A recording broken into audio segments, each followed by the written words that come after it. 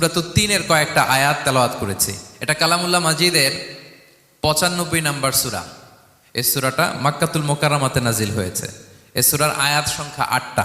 এই সূরার শুরুতে আল্লাহ তাআলা 4টা কসম করেছেন, ওয়াত-তিনি ওয়াজ-জাইতুনি ওয়া তুরি সিনিনা ওয়া হাযাল বালাদিল আমিন। ওয়াত-তিন, তিনের কসম, ওয়াজ-জাইতুন, জাইতুনের কসম, ওয়া তুরি সিনিন, সিনাই পর্বতের কসম, ওয়া হাযাল বালাদিল আমিন, আর এই নিরাপদ শহরের কসম। তো 4টা শপথ করেছেন বা আল্লাহ তাআলা কসম করেছেন। কসম দিয়ে আল্লাহ তাআলা কোরআনের অনেক সূরা শুরু করেছেন। যেমন একটা সূরায় আল্লাহ ফজরের সময়ের কসম করেছেন, আল্লাহ বলেছেন ওয়াল ফাজর। আল্লাহ আকাশের কসম করেছেন ওয়াস সামা ইযাতিল বুরুজ। আল্লাহ তাআলা সূর্যের কসম করেছেন ওয়াশ শামসি ওয়া দুহাহা। এভাবে আল্লাহ তাআলা তার সৃষ্টির অনেক কিছুর কসম করে গুরুত্বপূর্ণ কোনো মেসেজ বা বার্তা আমাদের সামনে হাজির করেন। তো এই সূরাতে আল্লাহ তাআলা 4টা জিনিসের কসম করে একটা খুবই গুরুত্বপূর্ণ বার্তা মানব মণ্ডলীর জন্য এই সূরাতে তিনি হাজির করেছেন। এই সূরাটা আমাদের অনেকেরই মুখস্থ আলহামদুলিল্লাহ, এবং আল্লাহ রাসূল সাল্লাল্লাহু আলাইহি ওয়াসাল্লাম প্রায় বিভিন্ন নামাজে এই সূরাটা তেলাওয়াত করতেন। বারা ইবনে আযিব রাদিয়াল্লাহু তাআলা আনহু উনি বর্ণনা করেন যে আমি একবার এশার সালাতে আল্লাহ রাসূল সাল্লাল্লাহু আলাইহি ওয়াসাল্লামের কণ্ঠে নামাজে সূরা 3 তিনি তেলাওয়াত করেছেন, আমি নিজ কানে শুনেছি। এবং ওনার কণ্ঠ যে এত মধুর ছিল, আমার জীবনে এত সুমধুর কণ্ঠের তেলাওয়াত আমি শুনি নাই। আল্লাহর হাবিব সাল্লাল্লাহু আলাইহি ওয়াসাল্লামের কোরআন তেলাওয়াতের যে কণ্ঠ এত সুমিষ্ট ছিল, এত চমৎকার ছিল, শুধু তেলাওয়াত শুনেই অনেকে শাহাদা পড়ে মুসলমান হয়েছে। আবু জাহেল মক্কায় নিষেধ করতো যে কেউ যাবা না মুহাম্মদের কাছে, সে পাগল, সে গণক, সে মিথ্যাবাদী, সে জাদুকর, সে স্বামী স্ত্রীর মধ্যে বিচ্ছিন্নতা নিয়ে আসে, সে বাবা ছেলেকে আলাদা করে দেয়, তার কাছেই যাবা না। আর সে যা বলে শুনবাই না, কানে আঙ্গুল দিয়ে রাখবা। তো মানুষকে যেটা নিষেধ করা হয় বেশি, মানুষের ওইটার ব্যাপারে আগ্রহ থাকে বেশি। সে যত নিষেধ করতো মানুষ আরো বেশি বেশি যে শুনতো। মানুষকে সে কি বারণ করবে, সে দিনের বেলা নিষেধ করতো, রাতে যে লুকিয়ে লুকিয়ে নিজেই তেলাওয়াত শুনতো। তাহলে চিন্তা করেন যে আল্লাহর হাবিব সাল্লাল্লাহু আলাইহি ওয়াসাল্লামের কোরআনিক রেসিটেশন কত চমৎকার মেলোডিয়াস ভয়েস হলে স্বয়ং আবু জাহাল রাত্রিবেলা লুকিয়ে লুকিয়ে কোরআন তেলাওয়াত শুনতে যেত আল্লাহর হাবিব সাল্লাল্লাহু আলাইহি ওয়াসাল্লামের কণ্ঠে। তো রাসূল সাল্লাল্লাহু আলাইহি ওয়াসাল্লাম সূরাতুত 3টা এশার সালাতে তিনি তেলাওয়াত করেছেন, এই মর্মে হাদিসে পাওয়া যায়। এবং এই সূরাটা একটা ফলের নামে সূরা। 3 একটা ফল, আরব বিশ্বে খুব বেশি হয় 3 ফল। আমরা বাংলাদেশে ডুমুর বলি, ইংরেজিতে ফিগ বলে, ফিগ ট্রি। তো ফলের নামে বেসিক্যালি আল্লাহ তাআলা এই সূরাটাকে, এই চ্যাপ্টারটাকে ডেডিকেট করেছেন। আমরা সূরাকে ইংরেজিতে চ্যাপ্টার বলি। কোরআনে 114টা চ্যাপ্টার, এর মধ্যে এই সূরাটা হচ্ছে ফলের নামে ডেডিকেটেড। বিভিন্ন নামে খুব ইনক্লুসিভ ওয়েতে আল্লাহ তাআলা কোরআনে সূরাগুলো দিয়েছেন। কোরআনে আপনি প্রাণীর নামে সূরা পাবেন, প্রাণী। মানুষের নামে সূরা পাবেন। মানুষের মধ্যে 3 ভাগ, মুমিন, তারপর কাফির, এরপর মুনাফিক, প্রত্যেকের নামে সূরা। সূরাতুল মুমিনুন আছে, সূরাতুল কাফিরুন আছে, আবার সূরাতুল মুনাফিকুন আছে। আমাদের দৃশ্য জগতের সবচেয়ে বড় প্রাণীটা হচ্ছে হাতি, তাই না? এই হাতির নামে একটা সূরা আছে। বলেন তো ওই সূরার নাম কি? সূরা ফিল। তারপর আমরা যে দেখি আমাদের দৃশ্য জগতের সবচেয়ে ছোট প্রাণী হচ্ছে পিঁপড়া, পিঁপড়ার নামে একটা সূরা আছে, সূরা আন-নামল। আন-নামল মানে পিঁপড়ার সূরা। মাকড়সার নামে সূরা আছে, সূরাতুল আনকাবুত। তারপর গোষ্ঠীর নামে সূরা আছে, সূরাতুল আলে ইমরান। বংশের নামে সূরা আছে, সূরাতুল কুরাইশ, কুরাইশ বংশের নামে সূরা। এইভাবে খুব ইনক্লুসিভ ওয়েতে, এমন কিছু নাই যে আল্লাহ তাআলা উল্লেখ করেন নাই। মা ফাররাতনা ফিল কিতাবি মিন শাই, উল্লেখ করে নাই কোরআনে এমন কিছু নাই, সবকিছু আল্লাহ তাআলা উল্লেখ করেছেন। তো এই সূরাটা হচ্ছে একটা ফলের নামে। ফলটার নাম হচ্ছে 3 ফল। আল্লাহ তাআলা বলছেন ওয়াত-তিন, তিনের শপথ। আমি একবার সরল বঙ্গানুবাদ করি, এরপর আমি তাফসিরে ঢুকি।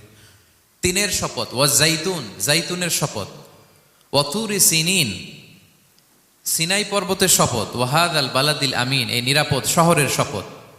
লাকাদ খালাকনাল ইনসানা ফি আহসানি তাকওয়িম, নিশ্চয় আমি মানুষকে খুব চমৎকার সুন্দর অবয়বে সৃষ্টি করেছি।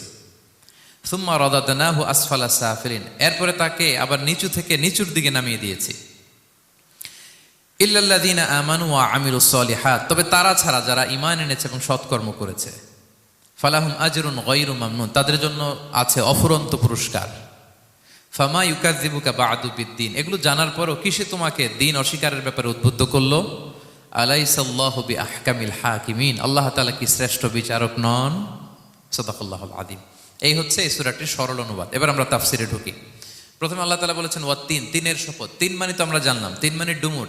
আল্লাহর হাবিব সাল্লাল্লাহু আলাইহি ওয়াসাল্লাম তিনি 3 ফল পছন্দ করতেন, এবং এটা ডায়াবেটিক্সের জন্য ভালো, ডায়াবেটিক্স নিয়ন্ত্রণ করে। আমাদের বোনদের যাদের ইররেগুলার মেনস্ট্রুয়েশনাল পিরিয়ড হয়, এটার জন্য এটা খুব ভালো এবং খুব স্ট্রেংথ স্টেমিনা আনে শরীরে। এটা জান্নাতের একটা গাছ। আদম আলাইহিস সালাম এবং হাওয়া আলাইহিস সালামকে যখন আল্লাহ বলেছিল ওয়ালা তাকরাবা হাযিহি শাজারাতা ফাতাকুনা মিনাজ জালিমিন, হে আদম এবং হাওয়া, জান্নাতের সব জায়গায় যেতে মন চায় যাও, যা খেতে মন চায় খাও, এই নিষিদ্ধ গাছের কাছে যেও না, তাহলে তোমরা জালিম হয়ে যাবে। শয়তান এসে উল্টা বুঝালো, সে বলল তোমাদের খেতে নিষেধ করছে কেন জানো?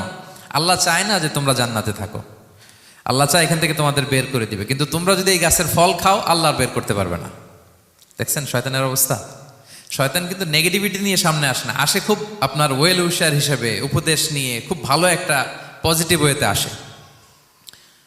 তো ওনারা খেয়ে ফেললেন এই নিষিদ্ধ গাছের ফল। খাওয়ার ফলে আদম আলাইহিস সালাম, হাওয়া আলাইহিস সালাম, ওনাদের গা থেকে জান্নাতের পোশাকগুলো ঝরে পড়ে গেল। এখন কি দিয়ে ওনারা ওনাদের প্রাইভেটকে ঢাকবেন? তখন ওনারা তাফসির ফি জিলালিল কোরআনে এসেছে যে ওনারা এই 3 গাছের পাতা নিয়ে নিজেদের প্রাইভেট ঢেকেছিলেন। সুবহানাল্লাহ। সেই 3 ফলের কসম আল্লাহ করলেন, তিনের শপথ। এরপর আল্লাহ তাআলা বললেন ওয়া জাইতুন, জাইতুনের শপথ। জাইতুন মানে হচ্ছে জলপাই। তো আল্লাহ তাআলা বললেন ওয়া জাইতুন, জাইতুনের শপথ। জাইতুন মানে হচ্ছে জলপাই, ইংরেজিতে আমরা যেটাকে অলিভস বলি। তো আল্লাহ 3-এর কসম করলেন এবং অলিভের কসম করলেন। দুইটাই খুব উপকারী ফল এবং আল্লাহর হাবিব সাল্লাল্লাহু আলাইহি ওয়াসাল্লাম তিনি জলপাইও খুব পছন্দ করতেন। ওনার রেগুলার ফুড আইটেমের মধ্যে জলপাই ছিল, অলিভস ছিল।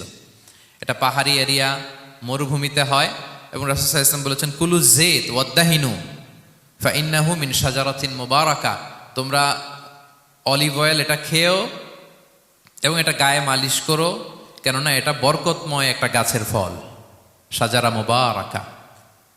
এটা শরীরের ব্যাড কোলেস্টেরলকে কমিয়ে দেয়। দাড়িতে অ্যাপ্লাই করলে, চুলে অ্যাপ্লাই করলে সহজে পাকে না দাড়ি চুল, এবং স্কিনে অ্যাপ্লাই করলেও স্কিনের জন্য ভালো, স্কিনের জন্য বেশ ভালো। এটা যাদের সুযোগ হয় আপনারা দাড়িতে চুলে অ্যাপ্লাই করবেন, খাবেন। এটা খাওয়াও যায়। তাম্বুতু বিদ্দুহনি ওয়াসিবগিল লিল আখিলিন, কোরআনে এসেছে। এটা অয়েল হিসেবে ইউজ করে, আবার খাবার হিসেবেও ইউজ করা যায়। সালাদ ড্রেসিংয়ের ক্ষেত্রে কিন্তু অলিভ অয়েল আমরা ইউজ করি। ইদানিং পিজাতে খুব ইউজ করা হয় অলিভ, জলপাইটা। তো এটা আপনারা খেতে পারেন, এটা খুবই সুস্বাদু। এবং জলপাই গাছের মানে জাইতুন গাছের ডালের মেসোয়াক খুব ভালো হয়। আল্লাহর হাবিব সাল্লাল্লাহু আলাইহি ওয়াসাল্লাম জাইতুনের ডাল দিয়ে মেসোয়াক করতেন। তিনি বলতেন নি'মা সিওয়াকিয়া জাইতুন, সবচেয়ে শ্রেষ্ঠ মেসোয়াক হচ্ছে জাইতুনের, মিনাশ শাজারাতিল মুবারাকা, কারণ এটা বরকতময় গাছের ডালা। এবং ফাইন্নাহু সিওয়াকি ওয়া সিওয়াকুল আম্বিয়া মিন ক্বাবলি, এই জাইতুনের ডাল দিয়ে আমিও যেমনি মেসোয়াক করি, আমার আগে যত নবী পৃথিবীতে এসেছে সবাই জাইতুনের ডাল দিয়ে মেসোয়াক করতো। আল্লাহ বলেন ওয়াতিনি ওয়াজ জাইতুন, তিনের শপথ আর জাইতুনের শপথ। এরপর আল্লাহ তাআলা বললেন ওয়াতুরি সিনিন, সিনাই পর্বতের শপথ। প্রথমে 2টা ফলের শপথ করলেন, এবার একটা পাহাড়ের শপথ করতেছেন। আপনারা কি তুর পাহাড়ের নাম শুনেছেন? হ্যাঁ শুনেছেন। এই সিনাই পর্বত দ্বারা তুর পাহাড় উদ্দেশ্য। এটা মিশরের একটা পাহাড়, অনেক উঁচু, 2285 মিটার উঁচু। ওইটার নিচে আছে মুকাদ্দাসে তুয়া, যেখানে মুসা আলাইহিস সালামকে আল্লাহ তাআলা জুতা খুলতে বলেছিলেন। ফাখলা না আলাইকা ইন্নাকা বিল ওয়াদিল মুকাদ্দাসে তুয়া, হে মুসা তুমি পবিত্র উপত্যকায় এসেছো, জুতা খুলো। তো ওখানে সব ধর্মের লোকেরা যায়, সব ধর্মের লোকদের জন্য তীর্থস্থান। মুসলিম, জুইশ, খ্রিস্টিয়ান সবাই যায়। এটা সিনাই একটা এলাকা আছে মিশরের, north south Sinai, north Sinai, এটা সাউথ সিনাইতে অবস্থিত। তো নিচে একটা খ্রিস্টানদের প্রাচীন গির্জা আছে, সেন্ট ক্যাথেরিনা গির্জা। সেখান থেকে চলতে চলতে আপনাকে উপরে যেতে হবে, ফজরের পরে আবার চলে আসতে হবে, তা না হলে দুপুরবেলায় 10টা-11টার দিকে এমন সূর্যের প্রখর তাপ ওই পাথরের মধ্যে লাগে, ওখানে আর থাকা যায় না।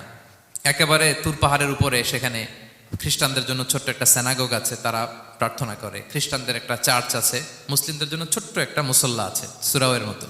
আল্লাহ ওই সিনাই উপত্যকার কসম করেছেন, ওয়াতুরি সিনিন, সিনাই উপত্যকার কসম। এখানেই আল্লাহ তাআলা মুসা আলাইহিস সালামকে তাওরাত দিয়েছিলেন, মেজর একটা আসমানি কিতাব দিয়েছিলেন, এবং সরাসরি মুসা আলাইহিস সালাম এই পাহাড়ের চূড়ায় বসে আল্লাহ তাআলার সাথে কথা বলতেন। ওয়াকাল্লামাল্লাহু মুসা তাকলিমা, উনি সরাসরি কথা বলতেন। এটা ওনার একটা স্পেশাল বৈশিষ্ট্য ছিল, ক্যারেক্টারিস্টিক্স। এবং আল্লাহ তাআলা নূরের তাজাল্লি দিয়ে এই পাহাড়কে একবার জ্বালিয়ে দিয়েছিলেন। আজও এই পাহাড়ের রংটা অনেকটা একটু লালচে, একটু কালোচে, একটু রেডিশ কালারের। এবং মুসা আলাইহিস সালাম এই নূরের তাজাল্লির ঝলকে তিনি বেহুশ হয়ে গিয়েছিলেন এই পাহাড়ের উপরে। ইয়াজুজ মাহাজুজ যখন কিয়ামতের আগে আগমন করবে, তখন মুসলমানদের সেন্টার হবে। ঈসা আলাইহিস সালাম মুসলমানদেরকে নিয়ে ওইখানে অবস্থান করবেন, এই তুর পাহাড়ের ওখানে। এবং আল্লাহর হাবিব সাল্লাল্লাহু আলাইহি ইসলামের মেরাজের রাতে ইসরার সময় একটা স্টেশন ছিল এই তুর পাহাড়। জিবরাইল আলাইহিস সালাম এই তুর পাহাড়ে আল্লাহর হাবিব সাল্লাল্লাহু আলাইহি ইসলামকে নামিয়ে বলেছিলেন যে এটা জাবাল মুসা, আপনার ভাই মুসার পাহাড়, আপনি এখানে 2 রাকাত নামাজ পড়েন, দোয়া করেন। আল্লাহর হাবিব সাল্লাল্লাহু আলাইহি ইসলাম এই তুর পাহাড়ে 2 রাকাত সালাত আদায় করেছিলেন এবং দোয়া করেছিলেন। আল্লাহ এই তুর পাহাড়ের কসম কাটলেন, ওয়াতুরি সিনিন, সিনাই পর্বতের কসম যেখানে তাওরাত কিতাব নাজিল হয়েছিল। এরপর আল্লাহ তাআলা বললেন ওয়াহাদাল বালাদিল আমিন, আর এই নিরাপদ শহরের শপথ। এই শহর দ্বারা মক্কা শহর উদ্দেশ্য, কারণ রাসূল সাল্লাল্লাহু আলাইহি ওয়াসাল্লাম তখন মক্কায় ছিলেন, মক্কা নগরী। এই শহরের পূর্ব নাম ছিল বাক্কা। মক্কা নগরীকে বলা হয় উম্মুল কুরা, সব শহরের মা, সব শহরের সেন্টার, পৃথিবীর নাভিস্থল। এবং আল্লাহ তাআলা বলেছেন মান দাখালাহু কানা আমিনা, এখানে যে প্রবেশ করবে সে নিরাপদ। হেরেমের মধ্যে কিন্তু কাউকে আক্রমণ করা যায় না, কোনো খুনিও যদি ঢুকে যায় অ্যাটাক করা যাবে না। তো জাহেলি যুগে এমনটা ঘটতো, কারোর সাথে কারো শত্রুতা হলে, ধরেন যে একজন তার বাবাকে হত্যা করেছে, তো সে তাকে পেয়েছে, ওই লোক বাঁচার জন্য দৌড়াতে দৌড়াতে হেরেমের ভিতরে ঢুকে যেত, কারণ সে জানে যে হেরেমে ঢুকলে সে আমাকে মারবে না। তো পরে সে যখন হেরেম থেকে বেরোতো আবার তার সাথে যুদ্ধ শুরু হতো। এবং এই শহরের এত মর্যাদার কারণ হচ্ছে সাইয়েদনা ইব্রাহিম আলাইহিস সালাম তিনি আল্লাহর কাছে দোয়া করেছিলেন যে রব্বি জাআল হাদা বালাদান আমিনা, হে আল্লাহ আপনি এই শহরকে নিরাপদ করেন, ওয়ারযুক আহলাহু মিনাস সামারাত, আর এই শহরের অধিবাসীদেরকে আপনি ফলমূল দিয়ে রিজিকের ব্যবস্থা করেন। এখনো দেখবেন যে সারা পৃথিবীতে যেই ফল নাই মক্কাতে ওই ফল আছে, সারা পৃথিবী থেকে ফল ওখানে যায়। এবং মক্কার নেইবরিং সিটি তায়েফ, সেখানে অনেক ফল উৎপাদিত হয়, এখানে আসে। নিরাপদ শহর বালাদান আমিনা। এবং আল্লাহর হাবিব সাল্লাল্লাহু আলাইহি ওয়াসাল্লাম বলেছেন যে এই মক্কা শহর আমার সবচাইতে প্রিয় শহর। বাধ্য হয়ে তিনি যখন হিজরত করলেন মদিনায়, সেদিন বারবার তিনি মক্কার দিকে পেছনে ফিরে ফিরে তাকান, আর কেঁদে কেঁদে তিনি বলতেছিলেন যে মাক্কাতু আহাব্বুল বিলাদ ইলাইয়া, মক্কা আমার কাছে সবচেয়ে প্রিয় নগরী। লাউলা উখরিজতু লামা খারাজতু, আমাকে যদি জোর করে বের করে দেয়া না হতো আমি কোনোদিন মক্কা ছেড়ে অন্য কোথাও যেতাম না। আল্লাহর হাবিব সাল্লাল্লাহু আলাইহি ওয়াসাল্লামের সবচেয়ে প্রিয় শহর ছিল মক্কা, এবং এটা আল্লাহর হাবিব সাল্লাল্লাহু আলাইহি ওয়াসাল্লামের জন্মস্থান, মাকান মাউলিদির রাসূল। রাসূল সাল্লাল্লাহু আলাইহি ওয়াসাল্লামের বিলাদাত হয়েছে এই শহরে।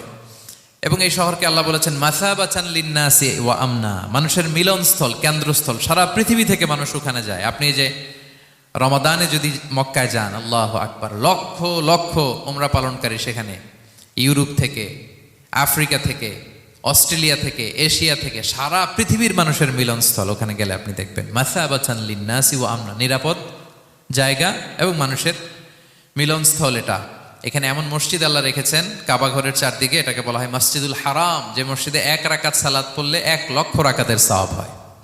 আল্লাহর ঘরকে কেন্দ্র করে তাওয়াফের নির্দেশ দেওয়া হয়েছে, ওয়ালিয়াত তাওয়াফু বিল বাইতিল আতিক। পৃথিবীর কোনো ঘরকে তাওয়াফ করা যায় না, কোনো ঘরকে, এই একটা মাত্র ঘর যেটাকে এর চারদিকে এরকম তাওয়াফ করা যায়। তাহলে এই পবিত্র ঘর, পবিত্র মসজিদ যেই শহরে অবস্থিত, সেই শহরের কসম আল্লাহ করেছেন। আল্লাহ বললেন ওয়াহাদাল বালাদিল আমিন, এই নিরাপদ শহরের কসম, মানে মক্কা শহরের কসম। আমরা আপাত দৃষ্টিতে আমাদের কাছে মনে হচ্ছে 2টা ফলের কসম, একটা পাহাড়ের কসম, একটা নগরীর কসম। আসলে বেসিকলি আল্লাহ তাআলা এই 4টা শপথ দিয়ে 3 নবীর জন্মস্থান, 3 নবীর নবুয়তের কসম করেছেন। কিভাবে সেটা আমি মিলিয়ে দেই। এই যে প্রথমে যে আল্লাহ বলেছেন ওয়াত্তিনি ওয়া জাইতুন, 3 এবং জাইতুনের কসম। পৃথিবীতে সবচেয়ে বেশি 3 এবং জাইতুন কোথায় উৎপন্ন হয় জানেন? ফিলিস্তিনে। কোথায়? শাম দেশে, যেটা হাদিসের পরিভাষায় বলা হয় শাম, বর্তমান ফিলিস্তিন এবং সিরিয়া মিলে। 3 জাইতুন দিয়ে বেসিকলি আল্লাহ তাআলা ফিলিস্তিনের শপথ করেছেন, শাম দেশের শপথ, যেখানকার বেথলহামে ঈসা আলাইহিস সালাম, জেসাস ক্রাইস্ট, তিনি জন্মগ্রহণ করেছেন, ঈসা আলাইহিস সালামের জন্মস্থান। তাহলে 3 জাইতুনের শপথের মাধ্যমে মূলত আল্লাহ তাআলা ঈসা আলাইহিস সালামের জন্মস্থানের শপথ করেছেন, কারণ সেখান থেকে ওহী বিচ্ছুরিত হয়েছে, ওনার কাছে ইনজিল নাজিল হয়েছিল। এবং এই শামের মর্যাদার ব্যাপারে অনেক কথা আল্লাহর হাবিব সাল্লাল্লাহু আলাইহি ওয়াসাল্লাম তিনি বলেছেন। আল্লাহ রাসূল সাল্লাল্লাহু আলাইহি ওয়াসাল্লাম যখন মেরাজে যান, তখন মক্কা থেকে এই শাম দেশে ফিলিস্তিনের বাইতুল মাকদাসে রাসূল সাল্লাল্লাহু আলাইহি ওয়াসাল্লামকে নিয়ে যাওয়া হয়েছিল। এবং রাসূল সাল্লাল্লাহু আলাইহি ওয়াসাল্লাম প্রায় বলতেন তুবা আলি শাম, শামের জন্য বরকত, কেননা ফেরেশতারা তাদের রহমতের পাখা শাম দেশের উপর বিছিয়ে রেখেছে। এবং তিনি বলতেন ফিতনার সময় আলাইকুম বিশাম, তোমরা শামে যেও, শামে থেকো। এবং তিনি দোয়া করেছেন আল্লাহুম্মা বারিক লানা ফি শামিনা, আল্লাহ তুমি আমার শাম অঞ্চলে আল্লাহ তুমি বরকত দিও। এবং হাদিসে এসেছে এই শামই হচ্ছে আরদুল মাহশার, এখানেই হাসর হবে। শাম অঞ্চলকে বিস্তীর্ণ করে এখানেই ময়দানুল মাহশার আল্লাহ তাআলা কায়েম করবেন, হাসরের ময়দান এখানেই হবে।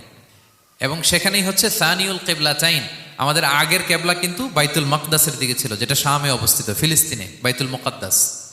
যেই মসজিদে নামাজ পড়লে 1 রাকাতে 500 রাকাতের সওয়াব। 3টা মসজিদে সালাত পড়লে স্পেশাল ভার্চুর কথা আছে, এর বাইরে আর অন্য মসজিদের বিশেষ কোনো ফজিলত নাই, বাকি সব মসজিদ সমান। এক হচ্ছে মসজিদুল হারাম, 1 রাকাতে 1 লক্ষ রাকাত। 2 নম্বর মসজিদে নববী, 1 রাকাতে 1000 রাকাতের সওয়াব। আরেকটা দুর্বল বর্ণনায় 50,000 রাকাতের সওয়াব। 3 নম্বরে এই মসজিদুল আকসা, 1 রাকাতে 500 রাকাতের সওয়াব। এই 3 মসজিদে যেন আমরা যে সালাত আদায় করতে পারি, আল্লাহ তুমি তৌফিক দান করো। 2 মসজিদে তো একেবারেই সহজ যাওয়া, মক্কা মদিনাতে। বাইতুল মাকদাসে যেন আমরা যেতে পারি, আল্লাহ তুমি সেই পরিস্থিতি আমাদের জন্য তৈরি করে দাও। তো এই বাইতুল মাকদাসের দিকে রাসূল সাল্লাল্লাহু আলাইহি ওয়াসাল্লাম টানা 14 বছর নামাজ পড়েছেন। 14 বছর। প্রথম 13 বছর কোনো সমস্যা হয়নি মক্কায়, কারণ তখন কেবলা বাইতুল মুকাদ্দাস থাকলেও রাসূল সাল্লাল্লাহু আলাইহি ওয়াসাল্লাম সামনে রাখতেন কাবাকে। কেবলা বাইতুল মুকাদ্দাস, কিন্তু তিনি তো মক্কায় ছিলেন নবুয়তির প্রথম 13 বছর, সামনে কাবাকে রাখতেন, তারপরে টু দ্য ডাইরেকশন অফ বাইতুল মুকাদ্দাস। কিন্তু যখন মদিনায় গেলেন তখন তো আর কাবা নাই, তখন রাসূল সাল্লাল্লাহু আলাইহি ওয়াসাল্লাম কাবাকে মিস করতে আরম্ভ করলেন। আর প্রায় আল্লাহর কাছে কামনা করতেন, আমার বংশের গোড়া ইব্রাহিম আলাইহিস সালামের রুট যেখানে, আমার জন্মস্থান, সেই কাবার দিকে যদি আবার কেবলাটা ফিরিয়ে দেয়া হতো। কদ নারা তাকাল্লুবা ওয়াজহিকা ফিস সামা ফালানুওয়াল্লিয়ান্নাকা কিবলাতান তারদাহা। আল্লাহ আয়াত নাযিল করলেন, নবী আপনি আকাশের দিকে তাকিয়ে কি ভাবেন আমি বুঝি, আপনি চান কেবলার জন্য আমি মক্কার দিকে ঘুরিয়ে দেই। আল্লাহ তাআলা ঘুরিয়ে দিলেন। আল্লাহ বলেন, ফাওয়াল্লি ওয়াজহাকা শাতরাল মসজিদিল হারাম, এখন থেকে মসজিদুল হারামের দিকে আপনি টু দ্য ডাইরেকশন অফ কেবলা নামাজ পড়বেন। কেবলা চেঞ্জ হয়ে গেল। তো মদিনায় যে 16-17 মাস, আর মক্কায় 13 বছর, মোট 14 বছর আল্লাহর হাবিব সাল্লাল্লাহু আলাইহি ওয়াসাল্লাম এই মসজিদুল আকসার দিকেই হয়ে তিনি নামাজ পড়েছেন। এটা আমাদের আগের কেবলা ছিল। এবং শেষে কিয়ামতের আগে যে মালহামার যুদ্ধ হবে, তখন রাসূল সাল্লাল্লাহু আলাইহি ওয়াসাল্লাম বলেছেন, মালহামার যুদ্ধের সময় মুসলমানদের ফুস্তাদ বা তাবু হবে, শিবির হবে এই ফিলিস্তিনের দামেস্কের পাশে আল গৌতা নামে এক জায়গা আছে, ওই গৌতাতে। এবং ঈসা আলাইহিস সালাম এসে যে দাজ্জালকে হত্যা করবেন, সেটাও ওই শামে, ফিলিস্তিনের বাবুল লুদ এখনো একটা জায়গা আছে, ওই জায়গাটার নাম এখনো বাবুল লুদ, ওখানে তিনি দাজ্জালকে হত্যা করবেন।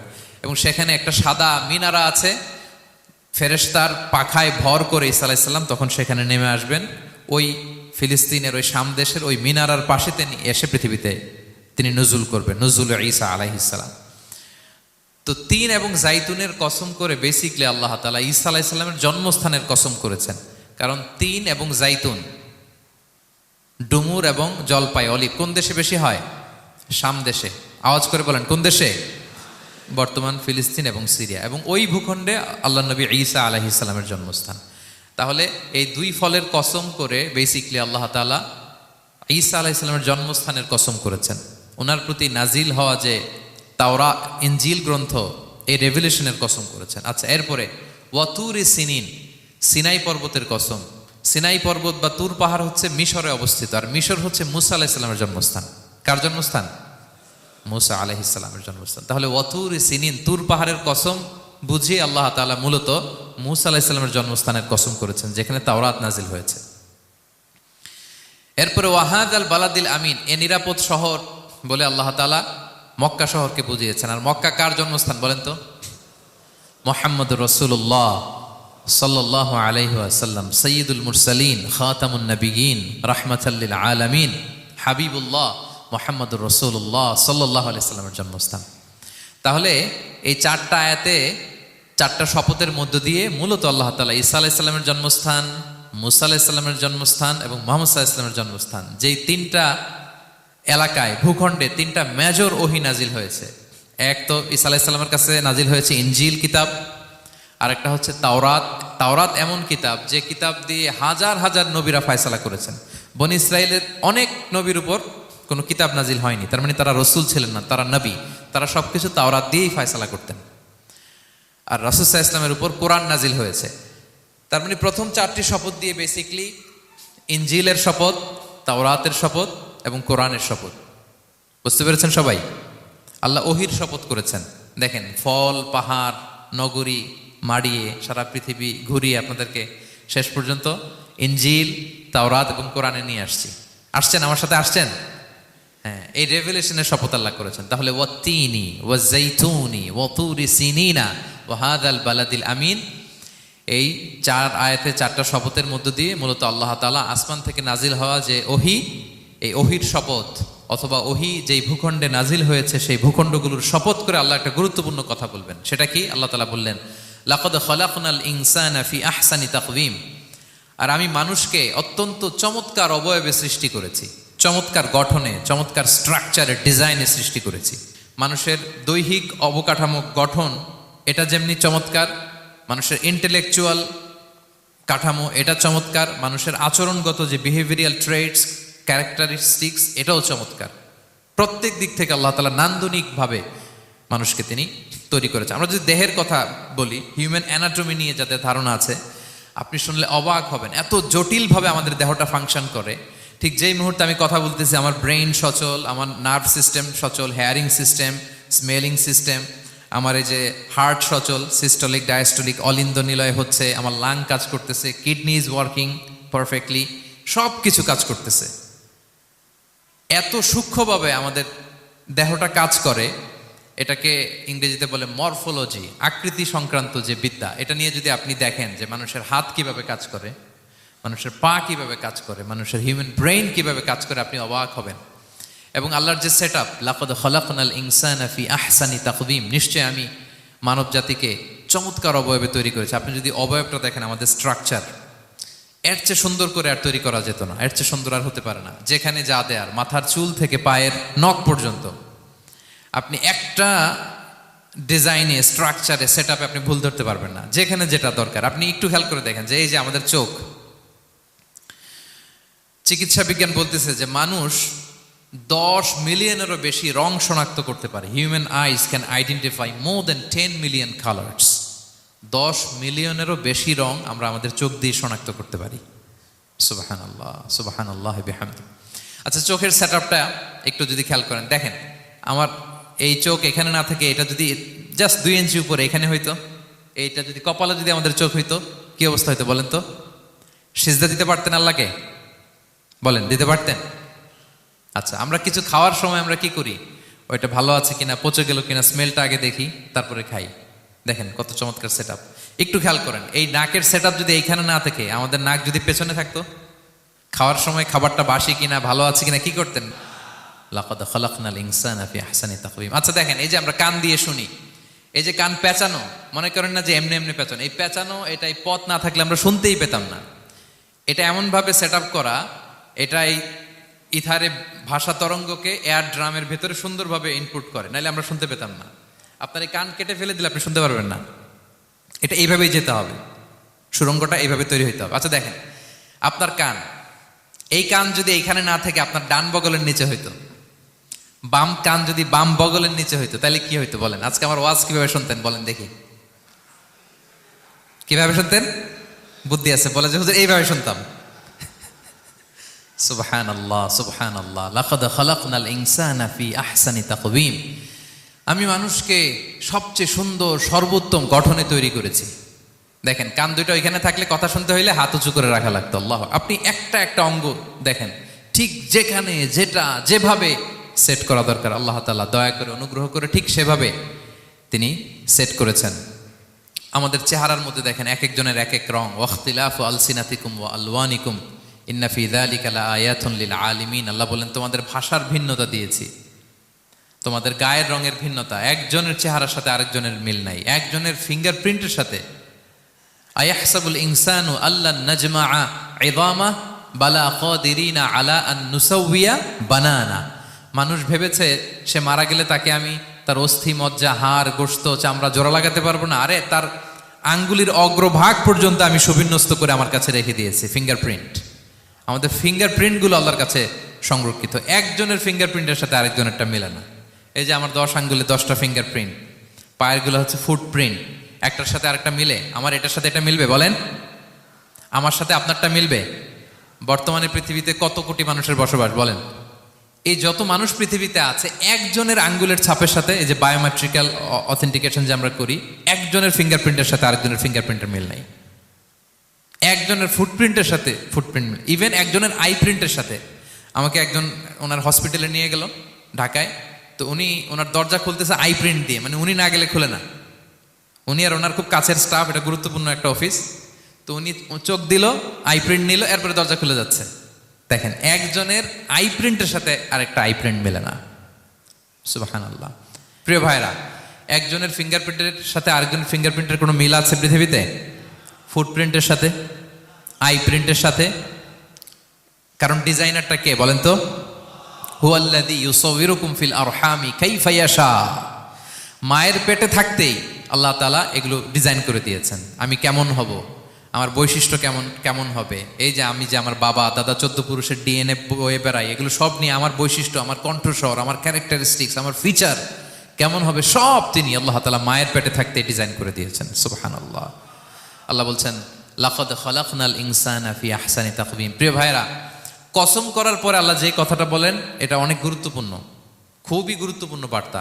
আল্লাহ চারটা কসম করে তিনটা নবীর জন্মস্থানের শপথ করে তিনি বললেন লাকাদ খালাকনাল ইনসানা ফি আহসানি তাকওয়িম।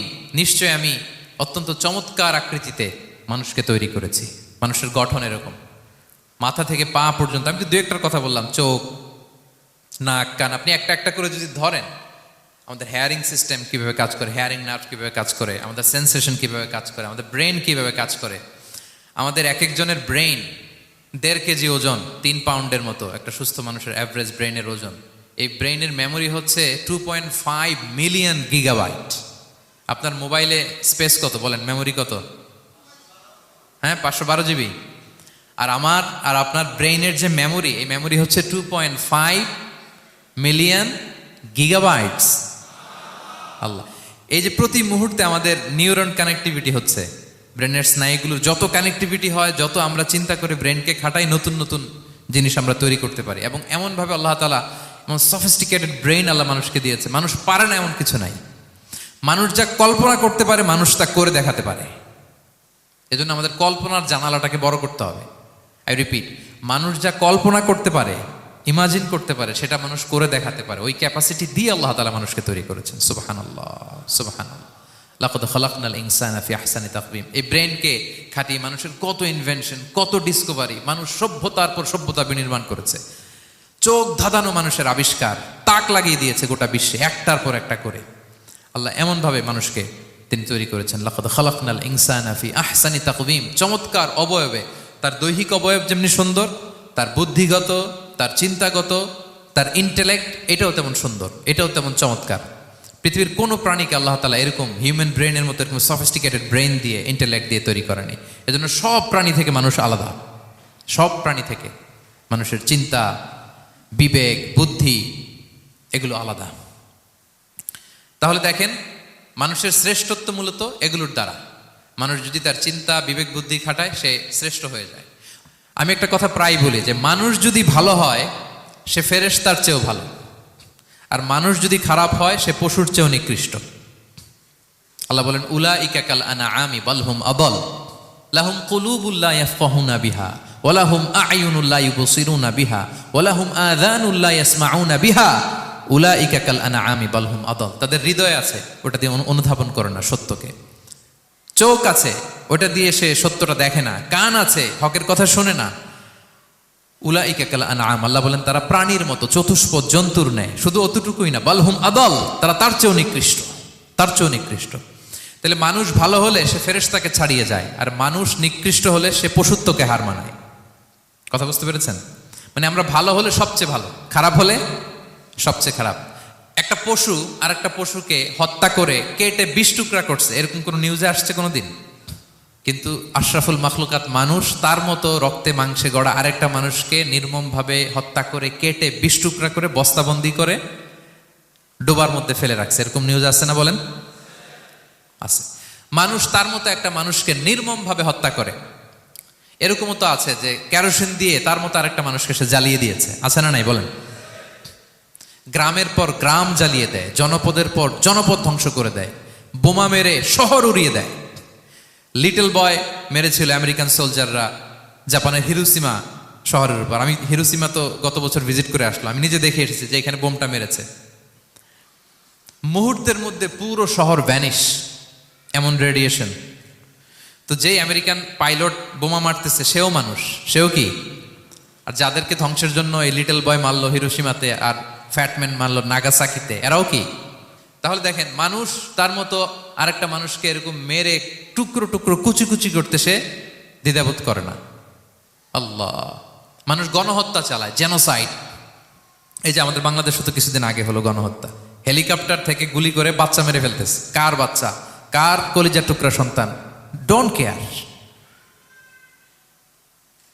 জনগণের টাকায়, ট্যাক্সের টাকায় কেনা বুলেট, হেলিকপ্টার দিয়ে জনগণকে, ছাত্রদেরকে হত্যা করা হয়েছে। দেখেন, সেও মানুষ, যারা হত্যা করতেছে, গণহত্যা, জেনোসাইড চালিয়েছে, তারাও মানুষ। তাহলে মানুষ যদি খারাপ হয়, মানুষের চেয়ে খারাপ আর কেউ হয়? আর মানুষ ভালো হলে মানুষের চেয়ে ভালো কেউ হতে পারে? মানুষ এমন জায়গায় যেতে পারে যেখানে ফেরেশতারাও যেতে পারে না। জিবরাইল ইসলামের যাওয়ার সীমানা যেখানে শেষ, মুহাম্মদ সাল্লাল্লাহু আলাইহি ওয়াসাল্লামের ঊর্ধ্ব জগতের কাহিনী সেখান থেকে শুরু। আল্লাহু আকবার। তাহলে মানুষ ভালো হলে ফেরেশতাকে ছাড়ায়, মানুষ খারাপ হলে পশুত্বকে হার মানায়।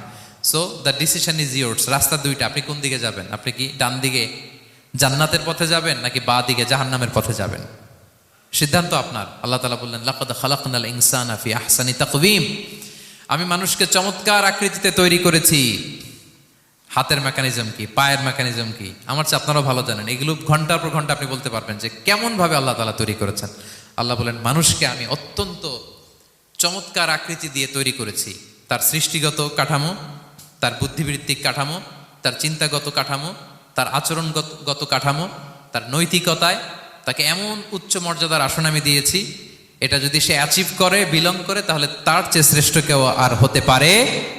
কিন্তু আল্লাহর দেয়া এই ক্যাপাসিটিগুলো, এই নেয়মাগুলো যদি সে অ্যাকসেপ্ট না করে, সে যদি পশুত্বের পথে হাঁটে, সে যদি শয়তানের দেখানো পথে হাঁটে, তাহলে সে এত নিচে যাবে, অন্য কেউ আর এত নিচে যেতে পারে না। মানুষ যত নিচে যেতে পারে, ফেরেশতারাও অত নিচে যেতে পারবে না, জিন জাতিও পারবে না, কোনো প্রাণীর পক্ষে যাওয়া সম্ভব না। তাহলে মানুষকে আল্লাহ তাআলা এমন সফিস্টিকেটেড ওয়েতে তৈরি করেছেন, চাইলে সে সবার উপরে যেতে পারে। আবার চাইলে আল্লাহর দেয়া নেয়ামতগুলোকে যদি সে ভিন্ন খাতে প্রবাহিত করে, সে সবচেয়ে নিকৃষ্ট হতে পারে।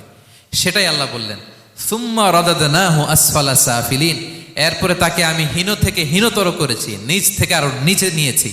সে যখন ঈমান আনে না, সে যখন সৎকর্ম করে না, সে যখন আল্লাহর শেখানো, আল্লাহর দেখানো রাস্তায় সে চলে না, সে যখন তার নফসের কথা শুনে, সে যখন তার প্রবৃত্তির গোলাম সাজে, সে সবচেয়ে নিকৃষ্ট হয়। আসফালা সাফিলিন মানে একেবারে নিচে, এর নিচে আর নাই।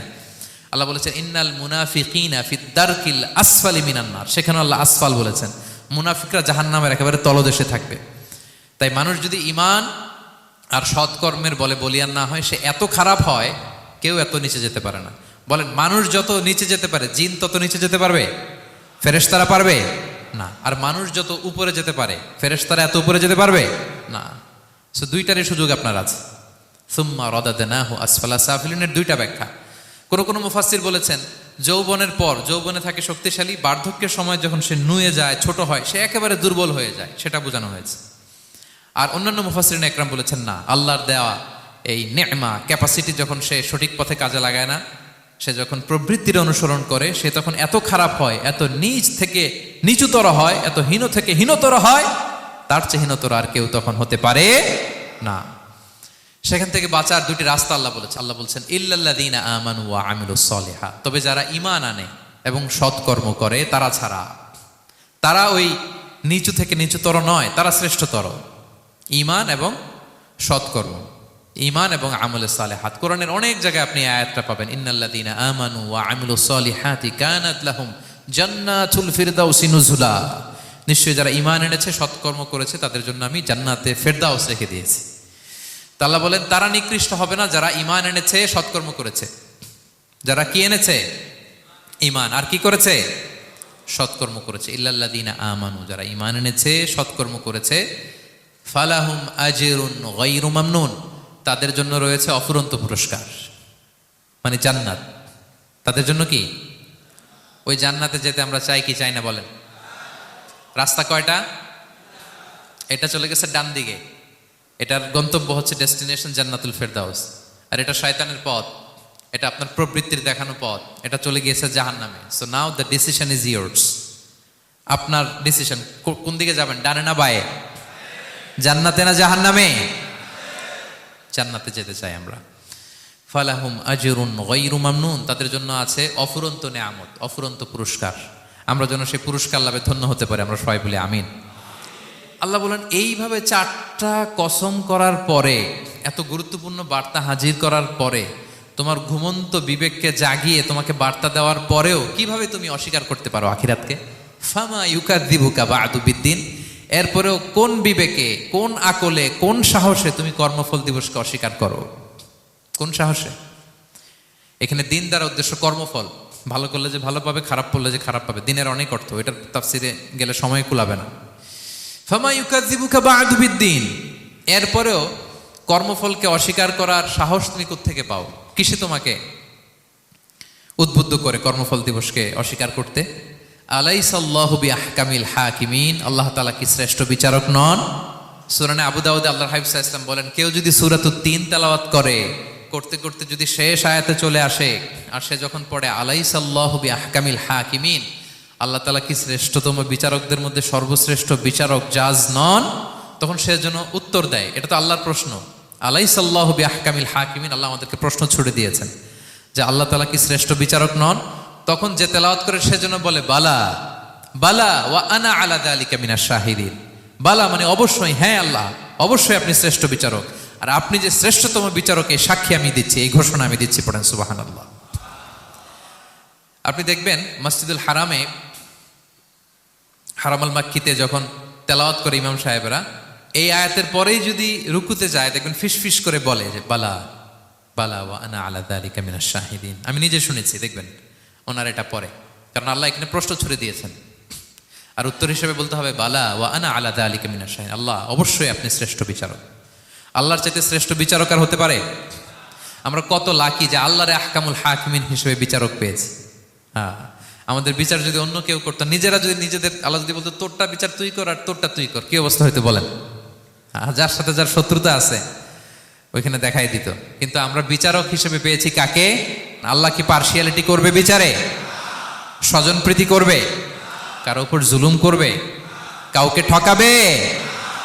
আল্লাহ বলেন ওয়ামা আনা বিযাল্লামিল লিল আবিদ, আমি কখনো আমার বান্দার উপর জুলুম করি না, জুলুম করি না। ওয়া নাদাউল মাওয়াজিনাল কিসতা লিয়াউমিল কিয়ামা, কিয়ামতের দিন আমি মিজান নামে এমন এক ন্যায় বিচারের মানদণ্ড স্থাপন করব, ফালা তুযলামু নাফসুন শাইআ, এক বিন্দু পরিমাণ কেউ মাজলুম হবে না,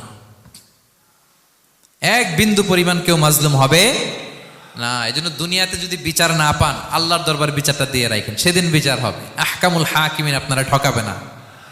দুনিয়াতে বিচার পান নাই, মাজলুম হয়েছেন, মানুষ ভুল বুঝছে, কেউ আপনারে ঠিক মতো বুঝে নাই, আপনার কথাটা কাকে বলবেন? বিপদে পড়লে ক্রাইসিস মোমেন্টে কাকে শেয়ার দিবেন? না ফেসবুকে শেয়ার দিবেন? আমরা তো ফেসবুকে শেয়ার দিয়ে দিই এখন। ফেসবুকে শেয়ার দেওয়ার আগে, বন্ধুকে শেয়ার দেওয়ার আগে, স্ত্রীর কাছে শেয়ার করার আগে আমার সমস্যার কথা আগে শেয়ার করব কাকে? কারণ আলাইসাল্লাহু বিআহকামিল হাকিমিন, আল্লাহ বলছেন আমি কি শ্রেষ্ঠ বিচারক নই? বালা বালা ইয়া রব ওয়া আনা আলা যালিকা মিনাশ শাহিদিন, অবশ্যই আল্লাহ আপনি শ্রেষ্ঠ বিচারক। ক্লিয়ার হয়েছে না সবার কাছে? শপথ কয়টা ছিল? 4টা। মূলত নবুয়তের শপথ, তাই না? নবুয়ত আমাদের জন্য সবচাইতে বড় নেয়ামত, কারণ নবীরা যদি আমাদেরকে এই তথ্যগুলো না দিতেন, আমরা জান্নাত জাহান্নাম চিনতাম? ভাইরা বলেন তো, আখেরাত চিনতাম?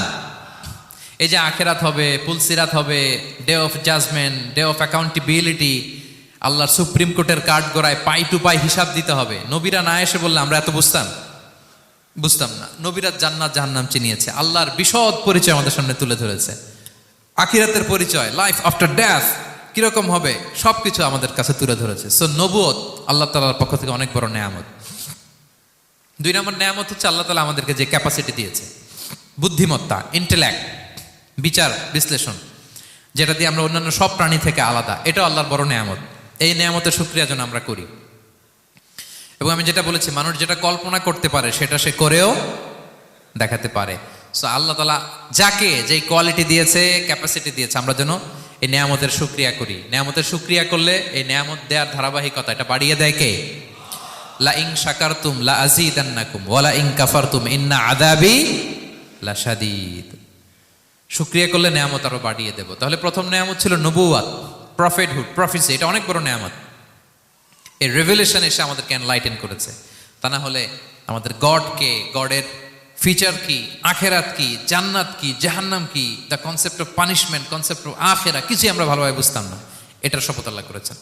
আল্লাহ আমাদেরকে নেয়ামত দিয়েছেন, ক্যাপাসিটি দিয়েছেন, সক্ষমতা দিয়েছেন, সবচাইতে সফিস্টিকেটেড ব্রেন দিয়ে তৈরি করেছেন। এটা একটা বড় নেয়ামত। এবং রাস্তা দেখিয়ে দিয়েছেন, হয় ডানে নয় বায়ে। এবং তিনি আশ্বাস দিয়েছেন যে তোমাদেরকে সঠিক ফায়সালার মাধ্যমে বিচার করা হবে সেদিন। তাই আমাদের বিপদে আপদে সব সময় আমরা যেন ফরিয়াদ করি এক মহান সত্তার কাছে। বলুন তো আওয়াজ করে, তিনি কে? আল্লাহর কাছে যেন আমরা ফরিয়াদ করি। আল্লাহ তাআলা আমাদের সবাইকে কথাগুলো বুঝা আর আমল করার তৌফিক দান করুক। হাযা মা ইনদি ওয়াল ইলমু ইনদাল্লাহি আলাইহি তাওয়াক্কালতু ওয়া ইলাইহি উনীব। সুবহানাকাল্লাহুম্মা ওয়া বিহামদিকা আশহাদু আল্লা ইলাহা ইল্লা আনতা আস্তাগফিরুকা ওয়া আতুবু ইলাইক।